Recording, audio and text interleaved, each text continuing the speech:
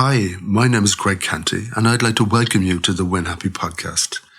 I love chatting to people from all walks of life about their lives and their careers, about the choices they make along the way to pursue their happiness, and what winning actually means to them. I hope you enjoy these conversations as much as I do. Thanks for listening.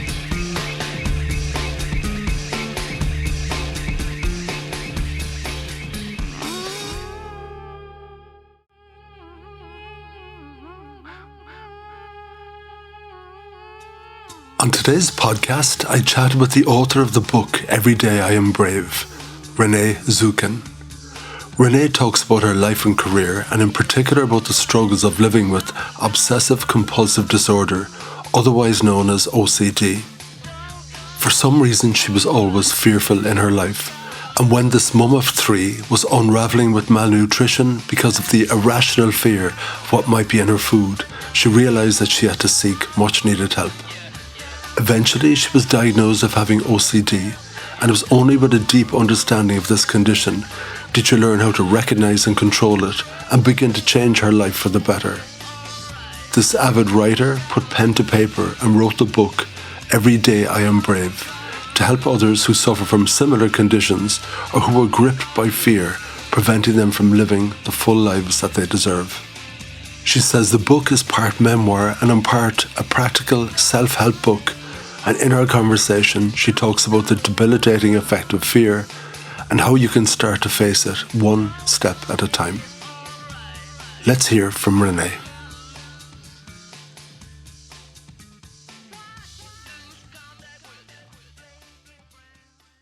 Renee Zukin, a huge welcome to the Win Happy podcast. How the hell are you doing? Thank you for welcoming me. I'm doing great. The sun is shining. I'm feeling good. So I'm taking that as a win. And for the listeners, explain to me where you are sitting. I am sitting in my office in the great state of Iowa, which is smack dab in the middle of the United States. So pretty landlocked here, but it's beautiful. It's fall. The leaves are changing. And as we were saying, while I might make an assumption when I think about that location in America that's Donald Trump country, you assured me where you live, it definitely is not. That's true. It's very true. I'm surrounded by some really good people. That's good. Mm-hmm. And I know you were using the word liberal, and I would say that's kind of like ordinary, regular folk, if you were to translate that. But anyway, on this side of the world, we are shocked and horrified every single day at what we read about. And you might think that's a weird thing. Why do we get consumed by that? But I'm sure you've heard that expression. It's when America sneezes, the rest of the world gets a cold. I haven't heard it that way, but I understand the sentiment, yes. Yeah, there would always be a big connection between Ireland and America, sure. Historical reasons, trade reasons and everything else. And we are in shock and we are in horror at everything we read about and see and the bizarre stuff. But we should probably just draw a line there and just leave that conversation where it is. I think that sounds like a great idea. Yeah. So if I bumped into you on a plane and the air hostess has given us our peanuts and our orange juice, and eventually we settle into the flight and we decide to start chatting to each other, and the inevitable question happens and I go, oh, and hello, and what do you do? What would you say to me? I would say, well, Greg, it's so great to meet you. I'm a writer and I'm a mentor, and I help people. I like to say I help people follow their dreams. No dream too big or too small, but in the day-to-day, I'm really helping people overcome their self-doubt and turn anxiety into action. Okay, I'm listening. Ooh. Well, you're not an accountant. No. Yeah, or a lawyer or a doctor or you work in a restaurant, whatever. So I said, that's pretty interesting. And then, of course, my curiosity would get the better of me. Of course. And I would think, well, that didn't happen overnight. No. So naturally, Greg would start thinking, well, okay, so tell me, where did you come from originally? Originally born in Detroit, Michigan. My family, both my parents, were born and raised in Detroit, big metro city, big automobile town. Also, where the home of Motown and all the great 50s and 60s rock. And so I lived there for the first 9 or so years, and then my dad got transferred to Iowa, which is how I ended up here. None of us really knew anything about this place. But then I spent the second half of my formative years here in Iowa. So I like to think I got the best of both worlds, big city, small town, over the span of my growing up. And, feel like I've landed a little bit squarely in the middle of maybe some of those stereotypes. But, in the wide range of how I got to where I am today, certainly there was a lot of variety, a lot of twists and turns. By trade, I got a degree in English language and literature, and then I got a master's in secondary education. So I taught for many, many years. And then I also worked in corporate education. I worked in publishing. And all along, I had always dreamed of running my own business or, doing some things on the side that were creative. I sing in a cover band. That's what kind of songs do you sing? We do a lot of like 70s, 80s, 90s rock. It's kind of fun. Not kind of, it's a lot of fun. What's your favorite song to play on stage? Oh, favorites. I think, well, the one that just popped through is Crazy by Seal. We do this kind of, little R&B version of it. And it just sort of feels like it fits the times. Things are a little crazy and we're all a little crazy, but it's good. Yeah, I love his song Killer. Mm-hmm. On the few occasions when I go shopping to buy a stereo, which I've done a few times, I always bring that track or that song and say, play this, please, because it's got the big bass and it's got the very precise production. So it's a great way of testing the amps and the speakers and all that kind of good stuff. Yeah. Yeah, it's a good track. I wouldn't do a Pearl Jam or anything, just a bit too kind of muffly and deep. But if you really want to get that kind of sound thing going on, yeah, it's the loneliness that's the killer. Yes. Yeah. That's a very colourful career, Renee. I'm liking this. Tell me, what did your mum and dad do that had your dad working in Detroit and moving to Iowa? So my dad was an accountant, and he worked for an automotive company as an accountant and lead manager, controller through the years. And so they had been opening a plant in Iowa and transferred him here. And that's how we landed here. And my mom is also a writer and a researcher. She mostly, when we were young, she worked from our dining room table. And she ran her own business. She was one of the first people to write a dairy-free cookbook back in the very early 80s when nobody knew what lactose intolerance was. But here we were. She was having to do a lot of research for herself and for her 3 babies who were all lactose intolerant. And she really built a career off helping people kind of understand it and be able to feed themselves, long before we had 6 types of milk that we could get at the coffee shop. And it's funny, there's so many things that have now been diagnosed that people just kind of wrestled with and lived with back in the day without knowing what they were at all. And that brings me in a small way around another topic, which is OCD. Mm-hmm. So I might chat to you about that in a second, but we might come back to that one. In just a minute. What were the conversations around the kitchen table in your house? You have meals together. Was that a family thing? Yeah, that was. I grew up, I have 2 older brothers. So I was the youngest of 3 and the only girl. I think it was kind of a fun and generally playful time. My music was always a part of our upbringing. My mom was a piano player. My grandmother sang. My dad played guitar, although I don't think I ever saw him play, past the age of 10. And And so there was just a lot of fun. There was a lot of fun. And, I mean, as with every family, there's also conflict, but for the most part, I have fond memories. That's really good. And did that move away from all your childhood buddies and everything to Iowa? Was that a big moment for you? It was. It was a huge moment, and especially it really being in the center of my upbringing. And for my brothers, they each had two different reactions to the move. They were older, they were teenagers. And so it was, I think, probably a little more disruptive for them.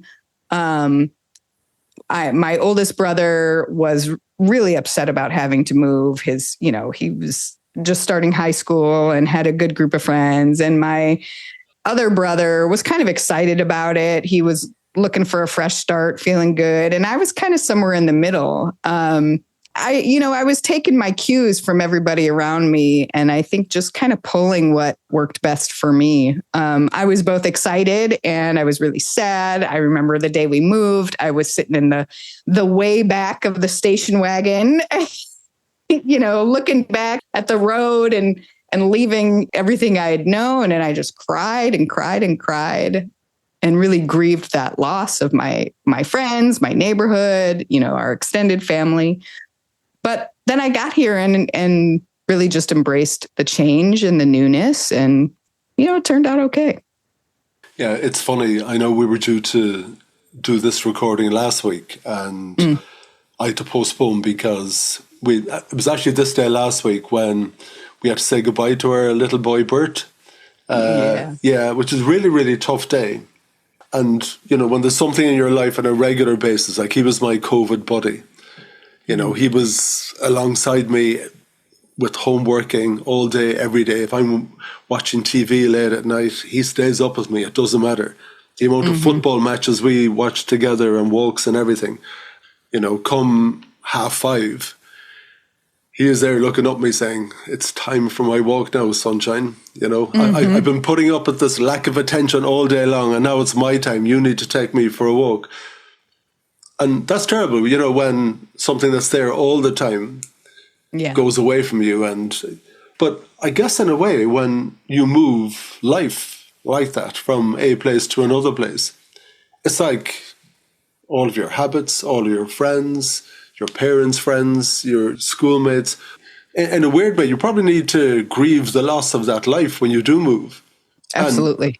And of course, there's the embracing of a brand new one then, and a new place where nobody knows you. You probably have a weird accent compared to the new school buddies and all that kind of stuff. Or maybe you're the novelty because you are the new person.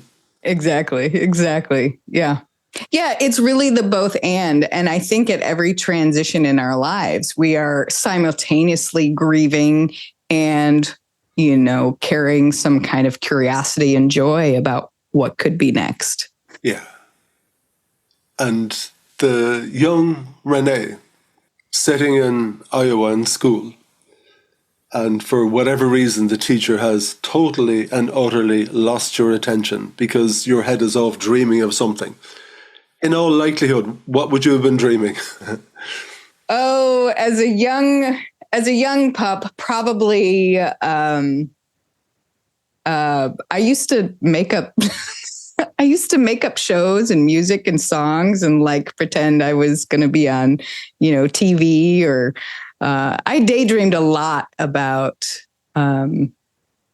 showing up in creative ways. I was certainly bored in school quite a bit. So that wasn't a stretch of an idea that I just gave you there? That you just pulled out? No, I think that was divinely guided. Yeah.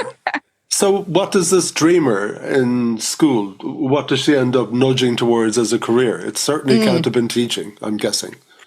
No, it really was. I was a performer in high school too. So I did, musicals, and we had, I don't know if they have it in Ireland, but we have something called show choir here in the States, which is essentially, singing and dancing with a little bit of acting mixed in. But, so I did that and I loved it. And I loved everything about the process of pulling together a show, the camaraderie of the people, everybody's working toward a common goal. You get a chance to express yourself and kind of be somebody a little more free than like who you're supposed to be, on the everyday. So I certainly dreamed about that. But by the time I finished high school, I was really too afraid to audition for anything. So I was like, okay, my path out of here, I'm going to take a little bit safer route. I had always been writing too. I kept a journal for a long time and I enjoyed the writing process. So that ended up being the route I took in college. And that became my creative outlet. But my first love was definitely performing. Yeah. So writing became your creative outlet, but did that become your safety place as well? Well, I would say yes. Yes. And, even still those voices of like, oh, you can't make a living as a writer, right? Any of these creative pursuits, people will tell you that you can't make a living at it. So I went the education route so I could teach other people about reading and writing. And that was something that was kind of born out of necessity. I had my first child when I was 21, just turned 22, actually, a week before she was born. So I knew that, I wanted something a little more stable, even as I continued to live in the writing world and work in the writing world. I was also teaching, and that became a foundation for many, many years. Tell me about the OCD and the effect of that in your life.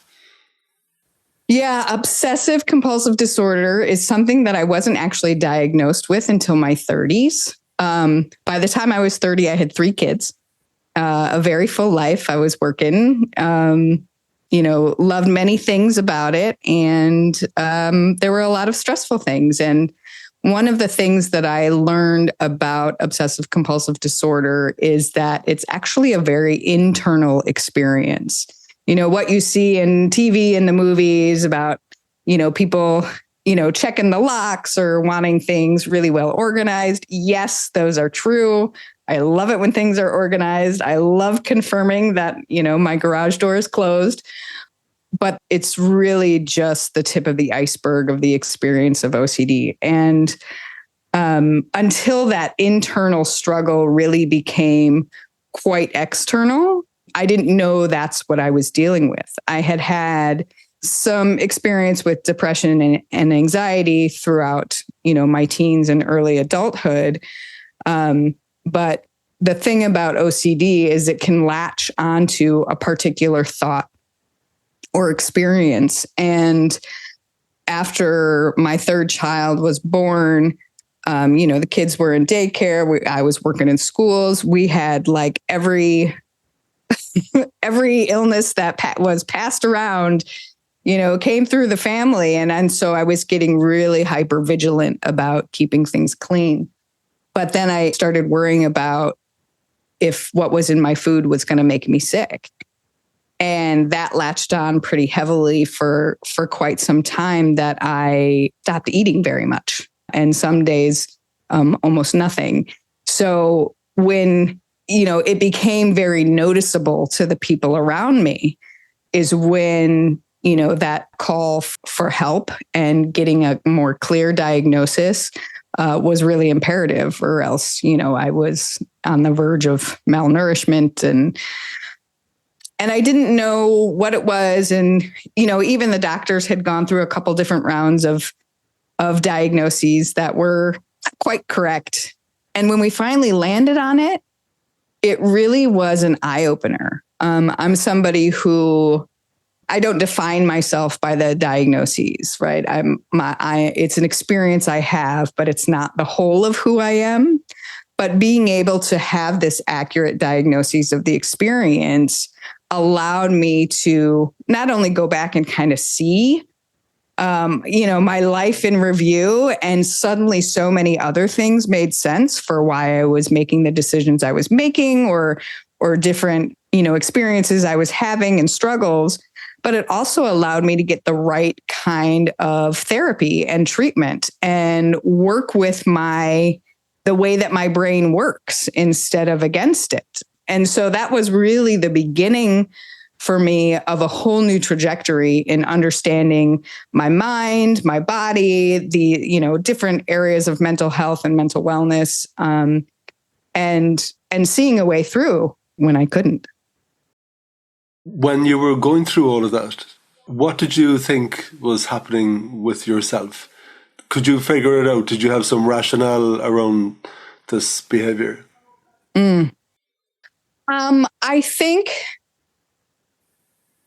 I think the rationale was that I needed to stay healthy and I needed to do everything I could to stay healthy. And that included anything that I put in my body. So eating, keeping things clean, the hand washing, all, kind of magnified. And for me, I thought I was keeping myself safe. These were all behaviors and experiences to keep me safe. But I also had this sense that this wasn't going to be sustainable, of course.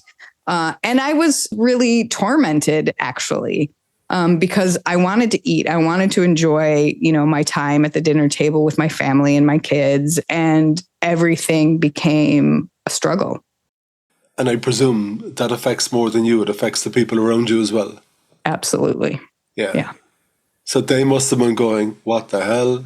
Yes. What is wrong with you? Eat your food, whatever. Stop obsessing. Yep. It was very frustrating for my family. And I have come back to them, multiple times over the years, and even through the process of writing this book, to really come clear with them that I understood how painful it was to watch somebody they love deconstruct or self-destruct. So we've made a lot of peace too. Yeah. If you look back at different choices you made along the way, can you identify the first signs of that OCD behavior in you? And is it something that began, or was it something, do you think, that was always in you in a particular way? I think so. One of the key pieces of OCD is what we call intrusive thoughts, right? And they're generally thoughts that seemingly come out of nowhere. They can make you scared or anxious, or you're like, what is that? And what I learned in the last decade is that they're just thoughts, like it's just the brain firing some things, right? But I remember having intrusive thoughts very, very young. When I first started writing my book, Every Day I'm Brave, I had initially written some snippets of moments across time. And the first, when I was like 5 years old, they didn't end up landing in the book, but maybe I'll put them somewhere. But one of them very early on was sitting on the edge of this boat. We were on the lake with my family friends, having a good time. And I was sitting between my brothers on the edge of this boat, kind of watching the propeller. I think it was a pontoon boat, right? Everybody was just playful, having fun, whatever. And I look into the water and I just had this flash of me falling, getting, sliced up by this rudder, like a horrific scene everywhere. And of course, I immediately panicked. I got up, I ran over to my mom. I don't think I ever told her anything. She just knew, I was just clinging to her. And, we chalk those things up to just a really vivid imagination. And at the time, that's what it can be. I mean, I do have a very vivid imagination, but it's the instantaneous, I'm not trying to make this thing up.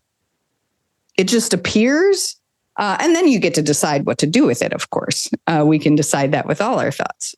But so I was able to pinpoint different moments like that where a thought would come through and then I would just feel awful and horrified that my brain, that I thought this thing, because I thought that was me. But that is a true experience of OCD.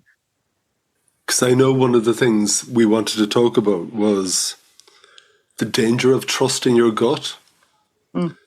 Because I might say to you, well, that's a very rational thing. You were in a dangerous situation there. So if your gut is ringing an alarm bell about this dangerous situation, you might think, well, that's a very good, positive thing that keeps you safe. But in the hands of someone with OCD, that's not quite the case, is it? Correct.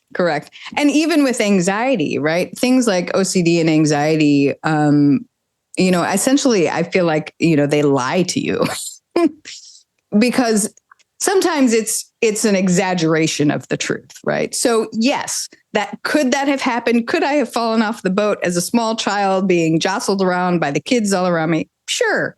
The likelihood of that happening, or the match of the fear response to the reality, right? There's a mismatch there. And so this idea of trusting your gut as somebody who experiences anxiety and OCD, like, the truth is likely somewhere in the middle. Like, the real risk is probably a little bit less. So if we make our decisions continually based on this fear or this warning, like, it's hard to tell, okay, is this an innate warning, or is this just the alarm bells going off because I have anxiety and, the lizard brain part of me is on fire and it feels like it's supposed to keep me safe. When in reality, I'm just sitting in my chair and everything is fine. So the lovely Renee, you're unraveling at the seams and not eating and petrified of doing things because you feel, probably because you have 3 kids, you need to keep the whole show on the road and it all falls on you. Yep. So when you had kind of bottomed out, how did you recover from that situation? Multifaceted ways. At the time, I had really started digging into a couple different books and philosophies and ideas about conscious living, about, I always loved learning about the link between science and spirituality. This was a key piece that followed me throughout my life. So I was doing more reading about those sorts of things and using that as a touch point and a place that I could trust and see a different side of what's possible. It gave me a lot of hope. I got connected with a therapist who specializes in OCD and anxiety, and we had a rocky start. I'm somebody who, of my own doing, I'm a little stubborn. So sometimes doing the hard work was a challenge, but he was great and up for the challenge.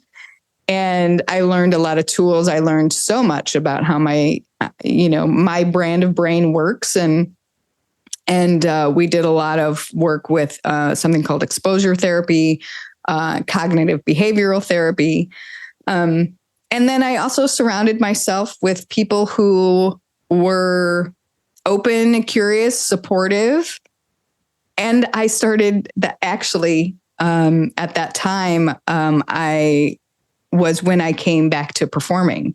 So it had been, many, many years since high school when I was performing regularly. And after my diagnosis and during that time, as I was coming out of it, music really was an outlet for me to heal as well. So really multifaceted, but being able to find something that gave me joy was, I think, imperative to being able to come out of that. So I'm laughing, not in a bad way. No. I promise you. But I'm just thinking, your circle of friends and your close family and your kids and all that kind of thing. When Renee came home and said, "Ooh, I have it. Now I know what was wrong with me the whole time. It's OCD." Yeah.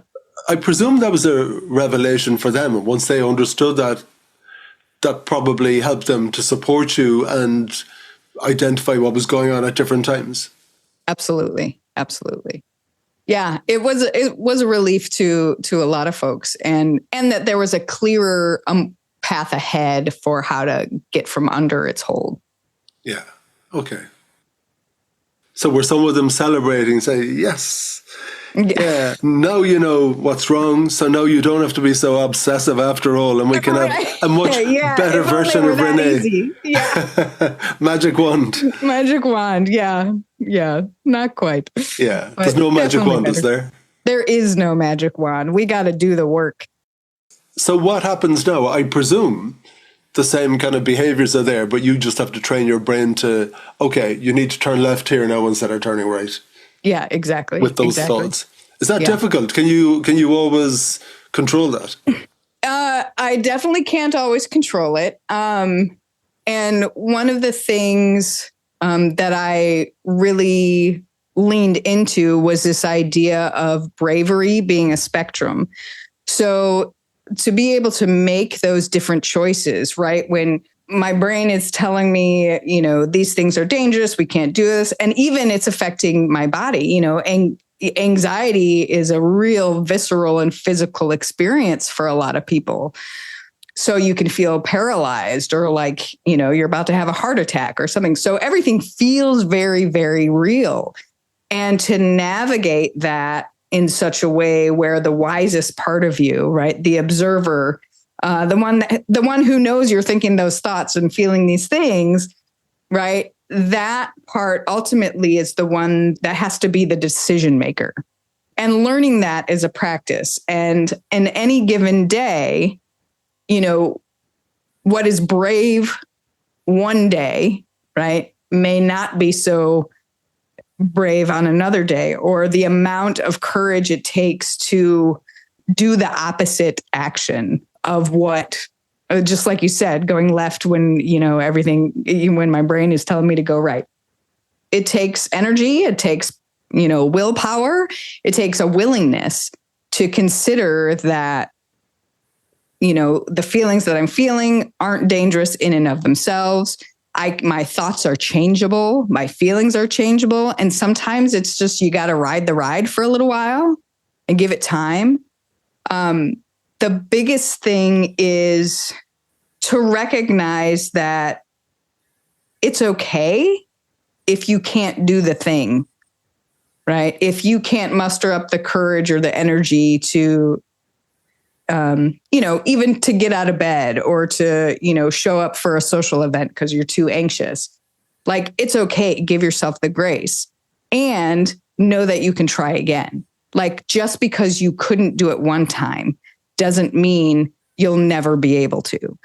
And that is the ongoing practice of, I love how you started off today's chat with, okay, I'm sitting next to you on the airplane, because for over 20 years, I refused to fly.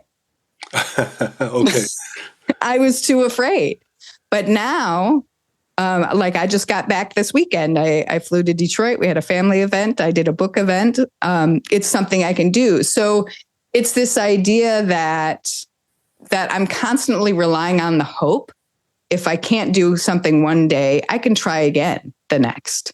And even minute by minute, that can shift. Some days when we've got all sorts of stressors in our life happening, then we're going to have less capacity to do the thing, right? And that's okay. When other things are, and we're feeling pretty good, then we've got more capacity to work through the hard stuff. So I think that's part of where the title of the book, Every Day I'm Brave, is really born from, because it is a daily practice and it doesn't look the same. All of us experience fear about different things. Absolutely. A job interview, in my case, the deep end of a swimming pool, or going out of my depth in the water, I won't do it. I've never got over that. Does that make me OCD or whatever? I just have this fear about those things. But obviously with you, there's more dimensions to all of that. Mm-hmm. The journey from realizing where I am, battling with your therapist, with your stubborn self, and doing the hard work, as you said, and then emerging out the other side, and I'm going to write a book. I know you're writing your whole life. I'm going to write a book called Every Day I'm Brave. Mm-hmm. Yeah, what was that journey from I'm on the way to healing myself or finding a way of living with this condition every day. And I'm going to commit this to writing and being really brave and putting out my book called Every Day I'm Brave. Right. Yeah, it was definitely an act of courage to write this all out and put it out there for other people to see, the internal world. But that process, I certainly, again, as a writer, I was often writing. But for me, the process of getting to this point where I could manage and really create a life that I feel good about alongside, these different challenges. That in and of itself wasn't linear. There were a lot of ups and downs over the last decade or so. But one of the things I had been doing is writing about it bit by bit, whether it was a Facebook post or, a decade ago, we were all still blogging pretty regularly and, And those things were brilliant, by the way. Putting proper pieces together, committing those thoughts to writing, hitting that publish button, and it's out there for everyone to see. And it was a time when a lot of people got to see them, and now in an algorithm crazy world, no one gets to see them, hardly. But anyway, they're still such valuable pieces. Yeah. And once I started putting things out there, the reflections that I got back from folks just really were astounding. People were coming to me grateful that I was speaking to these challenges and that I wasn't sugarcoating it, because we do all have challenges. You may have a phobia of the deep end and somebody else has, a phobia of spiders or public speaking or, whatever it is. But there is something that happens when we're speaking truthfully about the challenge that releases some of the shame that a lot of us hold. And for me, writing the book was really an act of service and an act of love to let others know that they're not alone in the struggle. And that there is this semblance of hope, that there's possibility, there is another path, even if you can't see it because you're so stuck in the dark.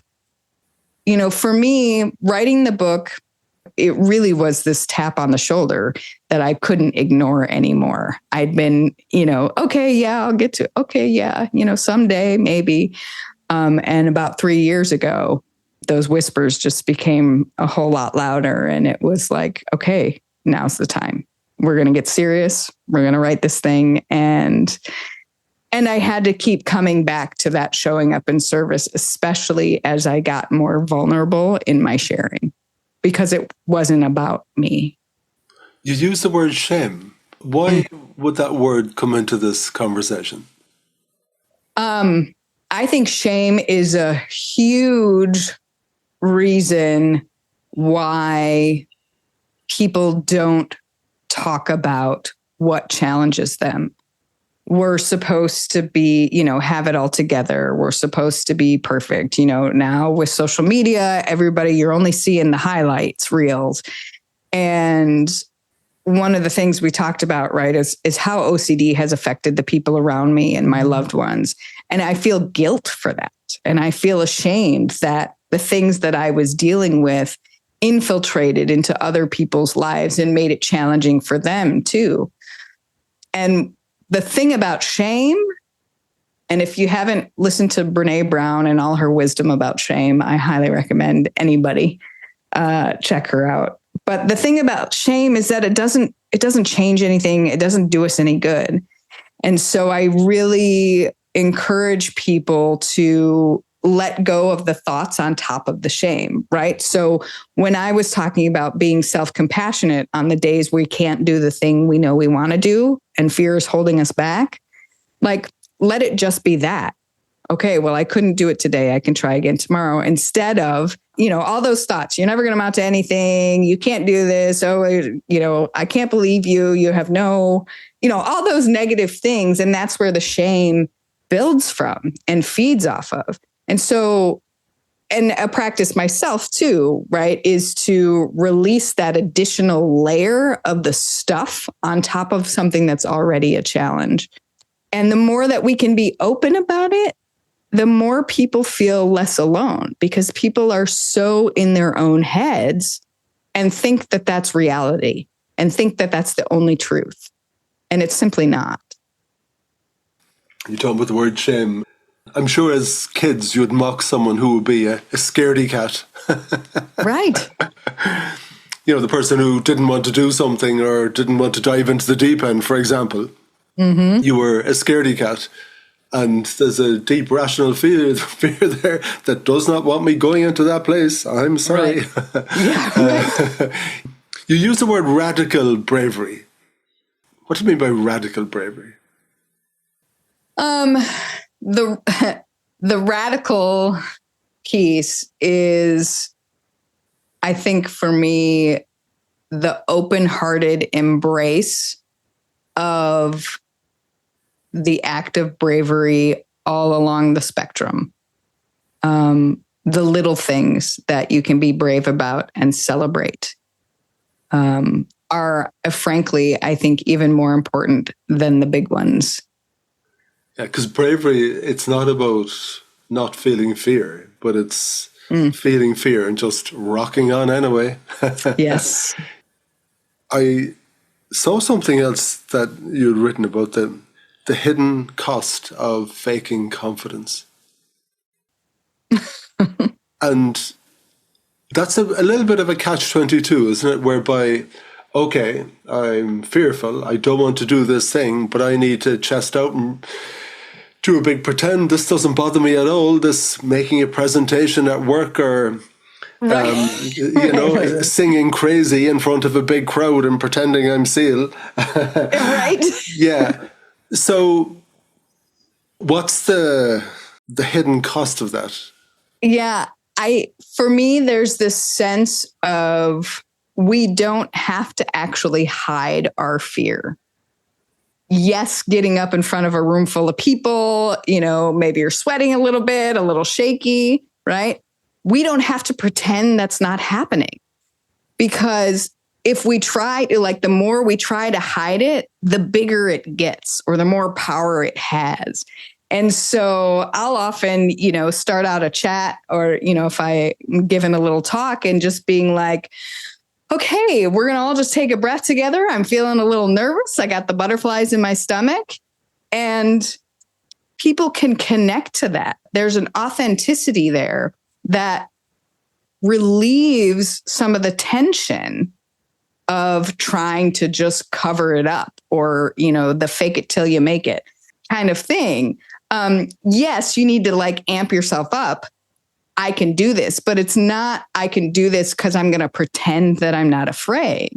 It's, I can do this and I can bring the fear along with me and I can be okay, if I need to let folks know, right? So that it doesn't take over the experience. And back to things like the being on stage or presenting to a group, the minute you say to people, I'm really nervous up here, this means a lot to me or whatever, it's the most wonderful way to connect with that audience. Yeah. Suddenly you're a real, genuine, vulnerable person and showing the authentic self. And I think we all want to see that real people. And suddenly you become a little bit like me and I can relate to you more when you're prepared to own up to it in that way. Mm-hmm. Exactly. Talk to me about procrastination. So how do you beat the clock about these things that you're fearful of? Oh, procrastination. Yes, especially for, the creative pursuits and things.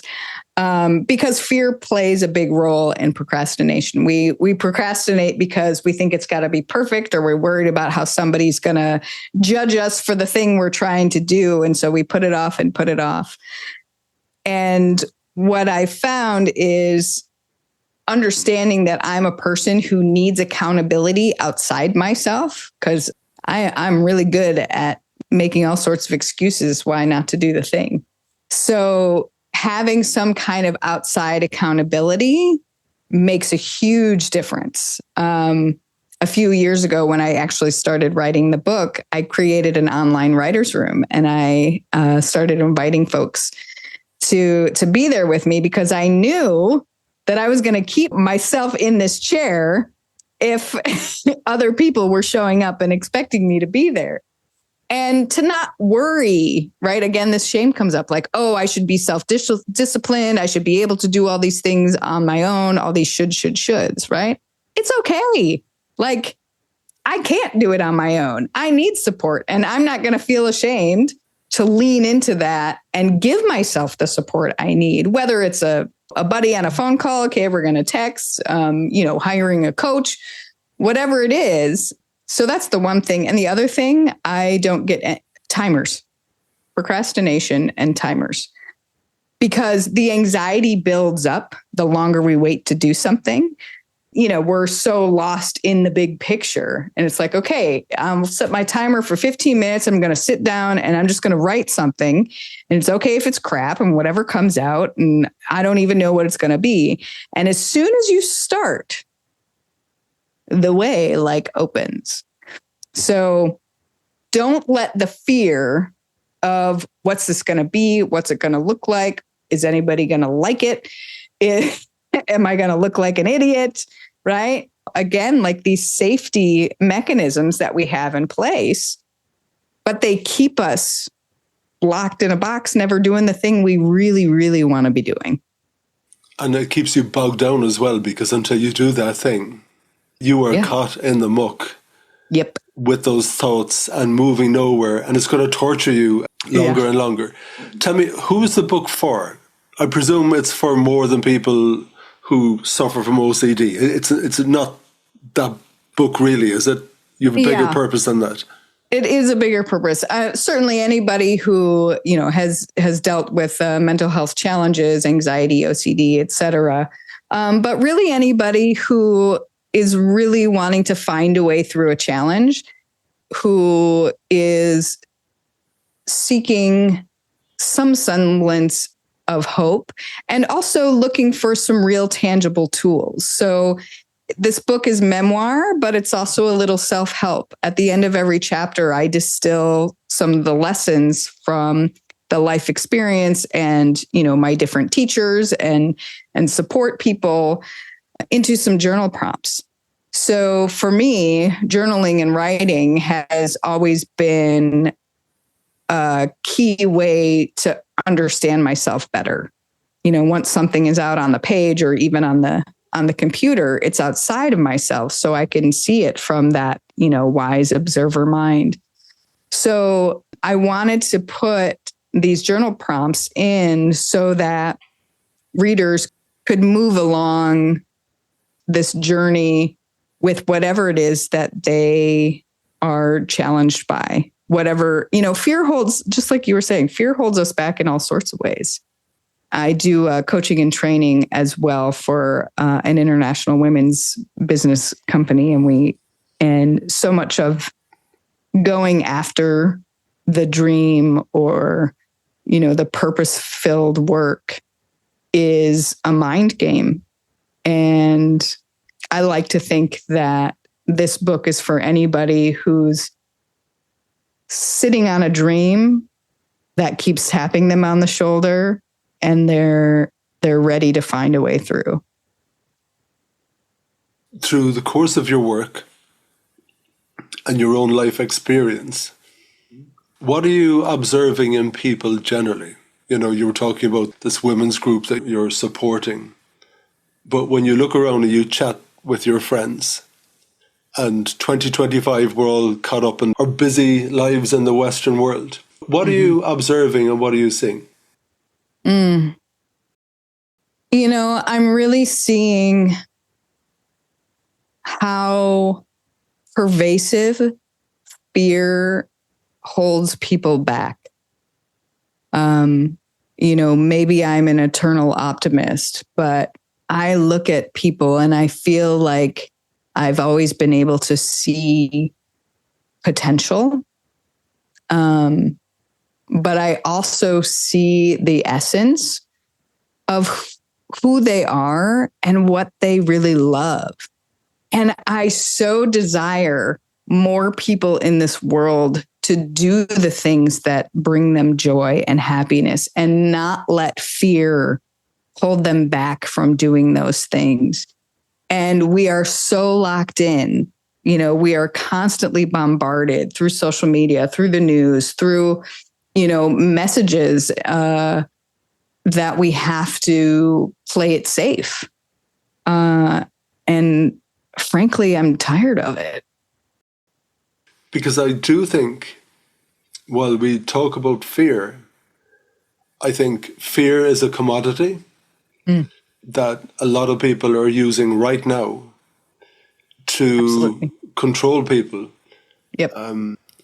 Like in Ireland, for example, I guess across the world, of course, during COVID, we wanted to keep people safe.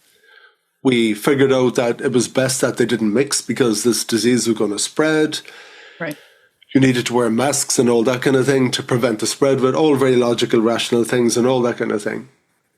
But to encourage people to behave, or to encourage people to act a little bit differently to stop the spread of this thing, fear was a commodity that we needed to plant in the garden and let it grow, because the more fearful people were, well, then the more they were inclined to restrain themselves and all that kind of thing. Mm-hmm. We mentioned our lovely friend Donald, and all of that campaigning is about fear of the other side. Our world is going to shit. Mm-hmm. Right. Fear those aliens are coming to get you, all that kind of stuff. Fear all those immigrants coming over the hill. Fear everywhere. And it's a dangerous commodity that I think people have realized how to manipulate. Mm-hmm. And it's bringing out the worst behaviors in absolutely everyone. And it's not good. It really is not good. Yeah. And maybe there's more fear there than what there should be. Mm-hmm. And I know you and your situation with OCD, there's an extreme version of that. And you have to control your mind to go, okay, I need to understand what's going on now. Mm-hmm.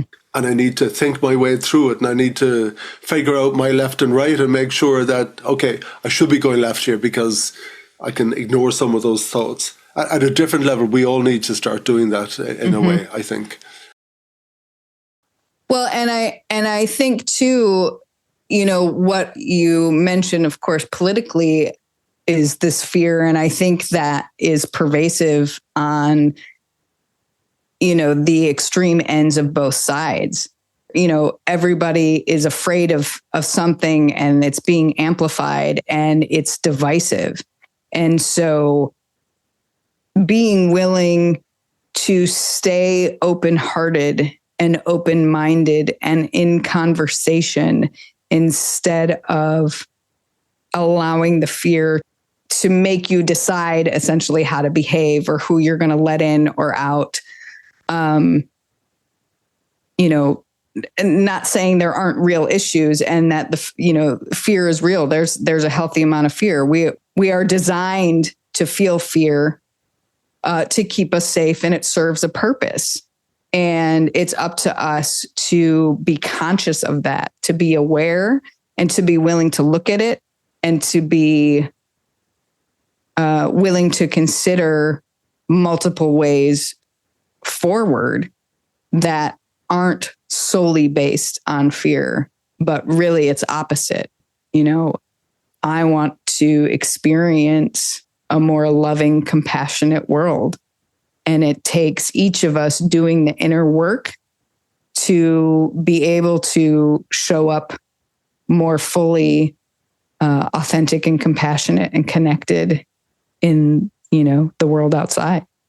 Yeah, and I'm sure 100% you would hear exactly the same from someone who has those extreme views on the other side. And if you really talk to them, and they'll share exactly the same things with you. So we're not that different, really, at the end of the day. So I want to ask you about happiness and what happiness is to you. But at the same time, when I'm asking you that question, I'm looking at the lovely sign on the picture behind you, which says she designed a life that she loved. So what's happiness to you, Renee?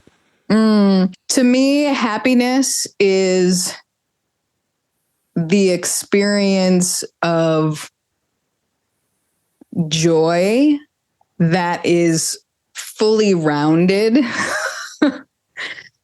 in a sense of duality. And I don't know if this makes any sense, but, to be happy and content is in and of itself a practice as well.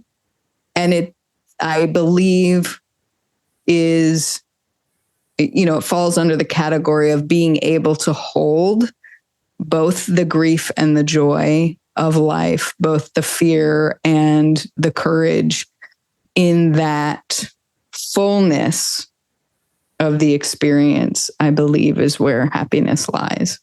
Are you happy? I am happy. That's a very personal question. It is. In this moment right now, yes. Good. I am happy. That's good. What does winning look like for you? What are your goals and your objectives? What would winning look like? Oh, winning. I at first was like, okay, how do I tangibilize a win? But I think winning is more about how you feel about the experience. Certainly winning for my book would be, yeah, let's get 1 million copies sold and help people all around the world. Yes, yes, yes. And winning is also a singular person feeling like they have more hope and understanding of themselves, and being grateful for that. I think winning is gratitude. Yeah, that sounds like a win. Absolutely. How can people get your book? I made it real easy for you. www.everydayimbrave.com. It's also sold, internationally on Amazon, but you can also get it in bookstores and Kindle edition and all that. Perfect. My one last question for you is back to that little sign behind your head. She designed a life she loved. What was the biggest decision that you made along the way that helped you design the life you loved? I think the biggest decision that helped me was recognizing that I could not do this alone,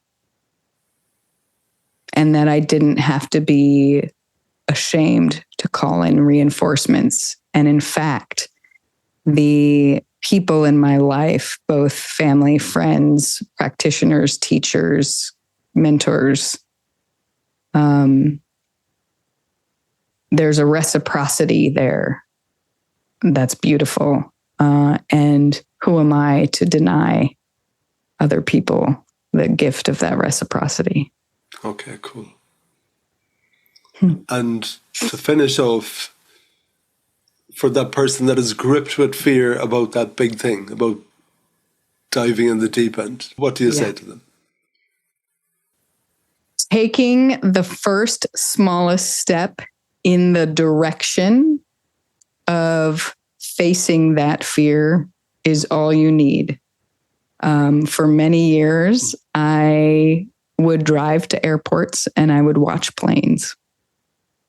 Not all the time, but every once in a while, when I would think, oh, I don't want to continue to miss out on, the weddings or the celebrations or seeing the people I love all over the world. I would go and I would sit and I would watch planes. And that 1 degree shift is just the beginning of changing the trajectory of your life.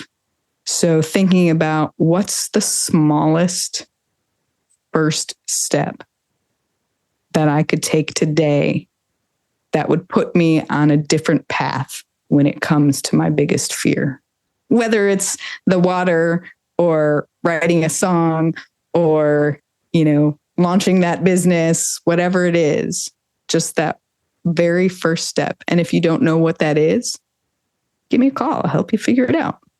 Yeah, that's really great advice. I'll share one little story with you. I remember being at a theme park with my kids.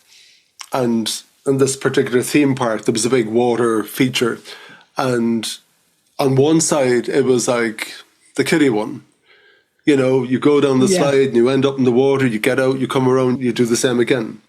But on the other side, it was the big adult one where you climb up a really huge tower, you grab a rope, you swing out and you plunge into a thing that's very, very deep, and then you swim out and you go around again.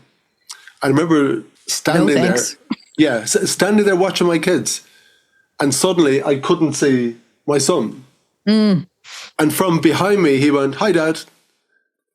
And I just saw that he had just gone to the adult, deeper one. The big one, yeah. And I was so relieved because 100%, if I'd known where he was going, I would have stopped him. And I would have said, "Listen, Brent, no, you go here." Because all I would have been doing was passing my fear of this thing onto him. And it must be a weird dimension that you can't let your fear be someone else's, in particular the people around you. Maybe, I don't know. Yeah, it's hard. It's hard not to. But especially, those generational fears. It happens. Exactly. Yeah. Renee, thank you so much for coming on the Win Happy podcast. It's a pleasure. Yeah, congratulations on the book. Thank you so much. Appreciate it. Take care. Thank you. All right. Thanks.